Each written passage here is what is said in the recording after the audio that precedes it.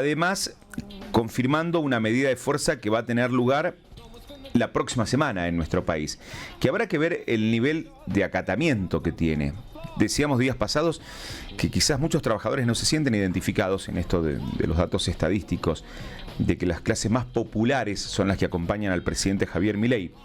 Y de hecho un reflejo también tuvo que ver con la última medida de fuerza de los docentes, que en Salta no tuvo el acatamiento que esperaban después de que el gobierno nacional, por ejemplo, y afecta directamente a los docentes en la provincia de Salta, les quitaran la quinta hora o la hora extra, que no cobran, este es el tercer mes que no cobraron el fondo de incentivo docente, y sin embargo, la medida de fuerza tuvo bajo acatamiento. Por eso planteamos si no es hora de rediscutir la forma de expresar molestias, enojo por medidas que pueda hacer un gobierno provincial, un gobierno nacional, un gobierno municipal, porque hay también muchos sectores de la sociedad que deciden no acompañar medidas de fuerza de estas características. O alguien, quizás por desconocimiento, yo siento que no ha tenido la repercusión que uno esperaba, la reforma laboral aprobada en la ley de bases. Yo no sé si hemos quizás tenido. Se pierde en el medio de tanto debate. No, pero nos está costando también a los medios tratar de clarificar este punto. Sí. ¿Cuáles son los aspectos más importantes que tiene la reforma laboral que aprobó diputados que no está todavía en vigencia? Vigente, claro, eso es importante aclarar, el proceso propio que tiene que tener, lo tiene que aprobar ahora el Senado de la Nación, luego de la aprobación del Senado, la correspondiente homologación del Poder Ejecutivo. Claro, que puede llegar a darse para el 25 de mayo y es probable que antes de que termine el mes, si el Senado, que yo creo que de manera express lo va a tratar la semana próxima, va a intentar tratarlo antes justamente del 25 de mayo, y casi de manera simultánea con el paro general que va a ser la CGT, se va a dar el debate en el Senado Nacional, si avanza o no este aspecto de los cambios que propone el gobierno nacional. Que parte de la reforma laboral que se aprobó, es importante destacarlo, tiene muchas medidas propuestas por el sector de Loredo de la Unión Cívica Radical. Por eso también la UCR decide acompañar en gran parte el proyecto de reforma y de ley de bases. Sí, lo que por supuesto uno se pregunta es ¿qué es lo más trascendente de la reforma laboral que se ha dado en estas horas? O por lo menos que ha aprobado la Cámara de Diputados de la provincia de Salta. Porque si no le prestamos atención quizás a estos detalles, mientras uno busca alguna cuestión a la hora de intentar analizar, es muy difícil si no tenemos claridad en algunos aspectos. Es cierto que hay una enorme percepción que tiene que ver con la ideología, con la formación de cada uno, porque uno a veces escucha economistas y te cuentan dos historias distintas y decís, che, pero si estamos viviendo una misma realidad. No todo es una misma realidad y no todo es un mismo análisis. Vamos a saludar a Pedro Burgos, que es justamente un abogado laboralista con quien queremos tratar de entender de qué manera se mueve, si se aplica una reforma laboral de estas características. Yo tengo varias dudas al respecto. En un rato se va a sentar a charlar con nosotros uno de los legisladores nacionales que estuvo tratando esta reforma laboral. Burgos, buen día. José Corbacho desde la mañana de CNN Salta. Buenos días, José. Saludo para ustedes y para toda la audiencia. Gracias por atendernos. A ver si nos ayudas a pensar un poco de los aspectos más relevantes de la reforma laboral.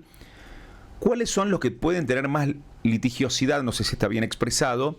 ¿Cuáles son los puntos más conflictivos que se pueden dar de aquí en adelante si efectivamente esta reforma laboral termina siendo sancionada por el Senado en las próximas horas, en la próxima semana?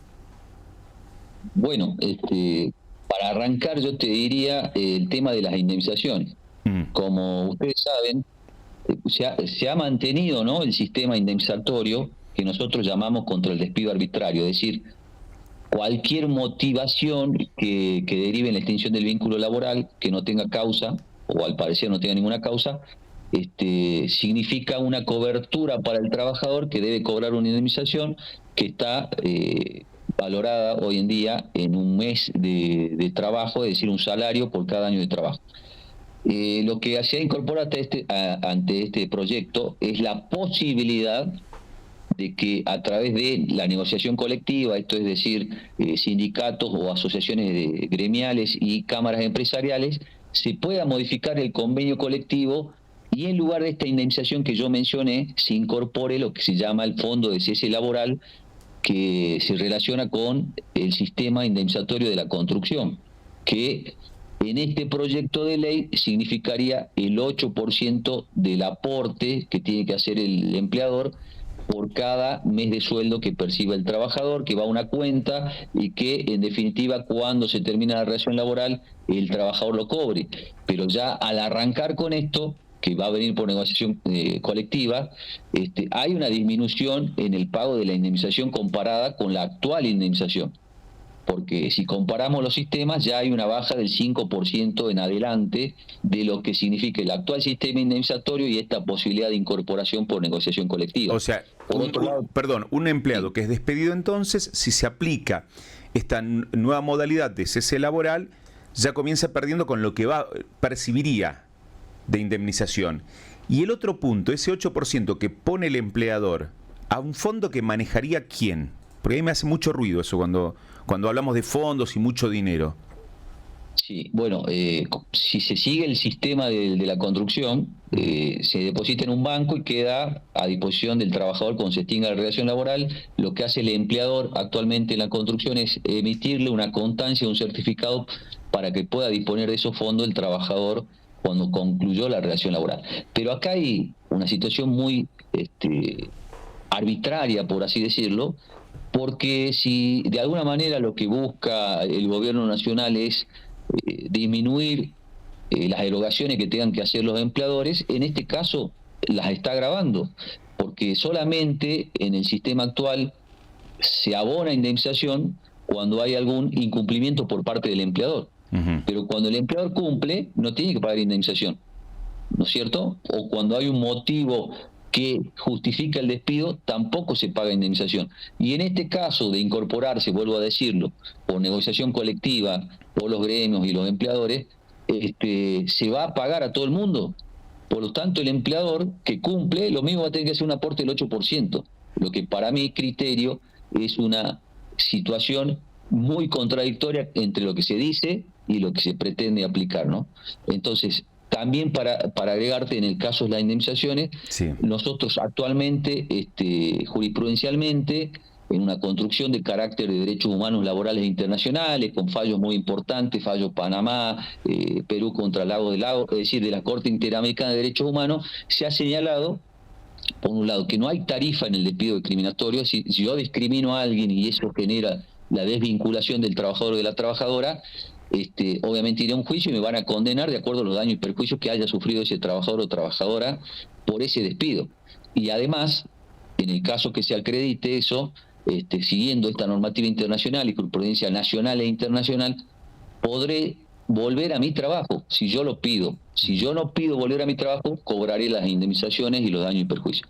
En el esquema de esta modificación, se cierran esas puertas y se le pone una tarifa, un monto a discriminar, que se va a determinar de acuerdo al monto que ya existe de la indemnización en un porcentaje del 50 al 100% de ese monto si yo discrimino a alguien y lo despido por ese motivo. Pero además le cierro las puertas para volver a trabajar. Sí. Es decir, soy un empleador discriminador, violento, etcétera, le ponen un precio para que lo siga haciendo y además le impediría al trabajador volver a su empleo. Entonces, estas son situaciones que sí van a llegar a la Corte de Justicia de la Nación, claro, que no se puede avanzar contra jurisprudencia nacional. Tenemos un fallo Álvarez contra Cencosud y otros fallos más que son de nuestra Corte Suprema de Justicia de la Nación y además normativa internacional. Los estados que adherimos, o Argentina adhiere a un montón de convenios internacionales, están obligados a adaptar su normativa y su jurisprudencia a estos esquemas actuales de derechos humanos laborales. Y no ahora esta modificación puede venir a generar toda una situación contraria a lo que veníamos realizando, porque realmente afecta a derechos humanos laborales internacionales. Respecto Otra cuestión que va a llegar según... Sí. Te quería preguntar respecto a las indemnizaciones. ¿Se termina también este acuerdo sobre preavisos, tanto del empleador cuando te está por despedir? ¿No va a haber límite de tiempo? ¿Cómo funciona eso? No, se mantiene vigente la forma en que se comunica el despido, con un preaviso. Si no comunico con un tiempo determinado antes de la extinción antes de la extinción del vínculo laboral, tengo que notificar por lo menos 15 días antes o 30 días antes, según sea la situación. Si no la comunico de esa manera, tendré que pagarle un mes de preaviso o más, según sea la antigüedad del trabajador, ¿no? Esto queda como está, digamos. El sistema indemnizatorio queda como está actualmente, vigente, el preaviso también, la integración de mes también. La integración de mes es cuando yo te notifico el despido a mediados de mes o los primeros 10 días del mes, estoy obligado a pagar el resto de los días que faltan para terminar el mes. Esto queda como está. Lo que se va a poder modificar por convenios colectivos o negociación colectiva es cómo pago la indemnización o cómo se computa la indemnización, que sería a través de este aporte del 8% mensual. El resto queda igual. Lo que sí, el despido discriminatorio entraría en vigencia apenas se apruebe la ley, y es lo que yo digo que llegaría a la Corte Suprema, como también puede llegar esto que se ha incorporado como flexibilización de los contratos laborales, que una persona que nosotros hasta ahora conocemos como empleador contrata 5 trabajadores, sí, y resulta que en este proyecto de ley ya no hay relación laboral. Lo del trabajador, la figura del trabajador independiente, ¿no? Claro, prácticamente es una mini pyme, un negocio con 5 trabajadores, digamos que tiene cierta actividad económica. A partir de ahora parecería ser, según lo que se estipula en este proyecto de ley, ya no hay relación laboral, no hay posibilidad de reclamarle a esta persona que como contrató. Por otro lado, tampoco va a haber responsabilidad solidaria de quienes utilizan a esta cuadrilla de trabajadores para cumplir con otra función. Es decir, que de alguna manera desaparece lo que conocíamos hasta ahora como relación laboral o relación de dependencia en estos casos, ¿no? Esto, sin duda alguna, yo creo que va a llegar a una discusión jurídica y jurisprudencial, ¿no? Mucho se ha hablado de que esta reforma laboral tiene como objetivo bajar la litigiosidad en cuanto a la llamada industria del juicio laboral. En tu experiencia como abogado laboralista, ¿cuántos juicios laborales suelen presentarse, suele haber? No sé si tienen ustedes alguna estadística como especialistas en el tema de cantidad de juicios laborales que hay, por ejemplo, en la provincia de Salta o en la ciudad de Salta. Bueno, habría que ver las estadísticas, pero sinceramente te digo que no hay un aumento de la litigiosidad en los últimos años. Nosotros mantenemos siempre la misma cantidad de juicios aproximadamente, y no estaría en condiciones de decirte qué número de juicios, pero no hay una situación que signifique alta litigiosidad. En general no hay ese tipo de situaciones, por lo menos en el noroeste argentino, en Salta tampoco. Lo que sí se producen por ahí, por temporada, te diría, mayor aumento de juicios es cuando se producen estas crisis, cierre de empresas o despidos, etcétera. Entonces hay momentos en que sí puede haber un poquito más de juicios, pero en realidad se mantienen las mismas cifras, no hay litigiosidad. Y por otro lado, se dice mucho de la industria del juicio, situación que en mi conocimiento no existe, porque cuando hablan de la mafia del juicio hablan de la complicidad de los jueces y juezas laborales, del abogado y abogada laboralista. Eso en Salta ni en la región del NOA no existe. Y si en algún momento puede haber pasado, es excepcional, más allá que excepcionalmente, y en provincias más grandes, cuando se produjo lo de la ley de riesgo de trabajo, etcétera. Pero bueno, esas son situaciones muy excepcionales que no hacen referencia a nuestra región. Lo que sí podemos hablar hoy en día es de la industria de la no registración, porque es otra incorporación que hace este proyecto de la Cámara de Diputados aprobado, de que no va a haber diferencia entre el empleador que cumple y el empleador que no cumple, porque hasta ahora el empleador que no cumplía, el Estado debía buscar eso a falta de pago de aportes previsionales que no hacía el empleador. Por otro lado, tenía sanciones, el empleador era inscripto en un registro de empleadores con sanciones laborales. Por otro lado, se podía perseguir a través de una acción penal esa falta de aportes previsionales, que ya lo hacía el Estado, obviamente, pero en este caso, al incorporarse la condonación de deudas pone en la misma situación al empleador que venía cumpliendo con el que nunca cumplió. ¿Por qué? Porque se extingue el capital e intereses, se extingue la acción penal, se lo elimina del registro de empleadores sancionados, es decir, ficha en blanco para el empleador que nunca cumplió. Y además va a tener 90 días para registrar esa relación laboral, es decir, estos beneficios que, entre comillas, yo mencionaba, los va a tener siempre y cuando dentro de los primeros 90 días de la sanción de la ley registre a los trabajadores. Pero cuando registre a los trabajadores, solamente va a tener, si yo tenía un trabajador 10 años en negro, la ley me dice que me habilita todos estos beneficios siempre y cuando yo solamente los registre por 60 meses. ¿Pasa lo mismo para el que factura en su trabajo? ¿O ¿Cómo? el quien factura, quien es monotributista y le factura al empleador, también está dentro de este grupo que vos mencionás que no es registrado, o va por otro carril? Si hay una relación laboral, sea cual sea la modalidad que yo utilice, cualquier contrato, porque cuando hablamos de monotributista hablamos de contratos de prestación de servicios, ¿no es cierto? Sí. Si se dan las características de la relación laboral, es una relación laboral no registrada y podría registrarse a través de esta modalidad que implementa el gobierno nacional, que en el caso, por ejemplo, yo mencionaba, si tengo 10 años de antigüedad en negro, solamente el empleador me puede registrar o tendría estos beneficios si me registra hasta 5 años. ¿Pero con qué sueldo? Esa es la otra pregunta. La ley dice con un salario mínimo vital y móvil. Por lo tanto, si yo actualmente soy trabajador de comercio, puedo ganar 450.000 pesos, a mí me van a registrar con la mitad de ese sueldo. Por lo tanto, hay otro perjuicio no solamente para el trabajador, porque va a haber disminuido sus aportes previsionales, la posibilidad de jubilación y cuál es el monto a jubilarse, y por otro lado el Estado. Yo la verdad que no termino de comprender cómo puede esto facilitar o mejorar el empleo. Yo creo que todo lo contrario. Y además genera una diferencia, vuelvo a decirlo, que nosotros siempre decimos que la ley es igual para todos.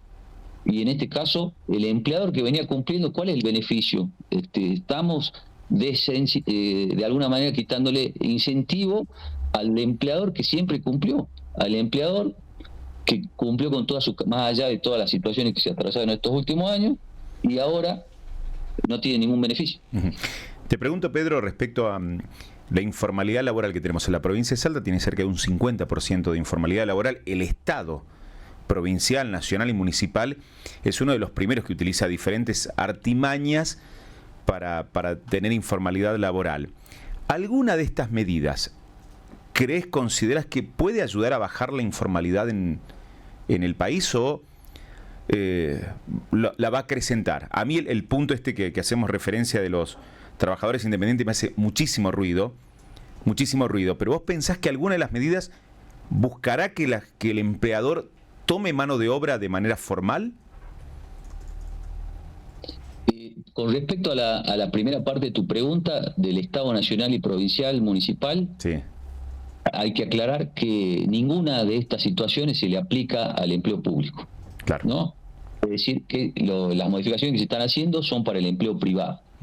En segundo lugar, es cierto y coincido que el Estado en general es el principal empleador que no registra correctamente las relaciones laborales y a través de distintos tipos de contratación mantiene en situaciones no registradas a los trabajadores. Eso está claro, y hay diferentes reclamos en ese aspecto. Tercero, con respecto a si esto va a mejorar, yo creo que en realidad lo que va a ser una puerta giratoria de trabajadores que ingresan al empleo, cumple el periodo de prueba, que actualmente se elevó a 6 meses, que es otra de las modificaciones, con posibilidades de negociación colectiva a 8 meses o a 1 año, según la cantidad de trabajadores que tenga la empresa, y los va a tener hasta que cumplan su periodo de trabajo, y como saben que no van a pagar indemnización los empleadores, van a reemplazar rápidamente a esos trabajadores.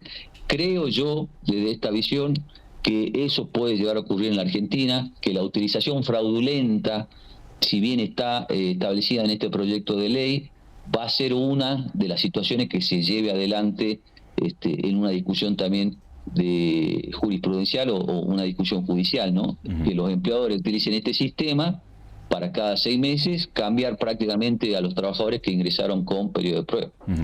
¿Hay algún otro punto que quieras destacar que te genere preocupación, además de todos los que describiste recién? Sí, lo que me genera mayor preocupación es que de alguna manera se están modificando los principios esenciales reconocidos por nuestra jurisprudencia, reconocidos por nuestras normas, porque nosotros mencionamos como posibilidades de modificaciones que se han incorporado a este proyecto de ley la negociación colectiva, que va a permitir llevar a un periodo de prueba de 8 meses y de 1 año, o por otro lado la incorporación del fondo de cese laboral por esa negociación colectiva. Y esas situaciones están en absoluta contradicción con los principios esenciales del derecho del contrato de trabajo. ¿Cuáles son los principios esenciales? Que la ley de contrato de trabajo es de orden público y de carácter irrenunciable para el trabajador. ¿Qué significa esto? Que como mínimo los trabajadores van a tener esto. Por lo tanto, por negociación colectiva no se podrían incorporar modificaciones que atenten contra lo mínimo que ya tiene el trabajador, sino que la negociación colectiva debería ser para mejorar la situación de los trabajadores. Por ejemplo, no podríamos llevar a 8 meses y a 1 año el periodo de prueba porque atenta contra la posibilidad y expectativa que tenga en el empleo del trabajador, que va a tener obra social más tiempo, que va a considerarse parte de la empresa, etcétera, y va a estar protegido contra el despido arbitrario ante la posibilidad de una indemnización. Entonces, lo que tendríamos que hacer por negociación colectiva es disminuir el periodo de prueba, en vez de 6 meses a 3 meses, porque de alguna manera garantizamos todas esas posibilidades de desarrollo en el trabajo que tienen los trabajadores. La mirada es distinta, como ustedes lo señalaron. La mirada actual en este proyecto es una mirada económica y ver al trabajador como una simple cosa. Yo creo en otra expectativa, que es lo que ya vinieron señalando muchos fallos de nuestra Corte Suprema, que la persona trabajadora tiene valor en sí misma porque es un ser humano y no una mercancía. Pedro, gracias por este tiempo, gracias por atendernos.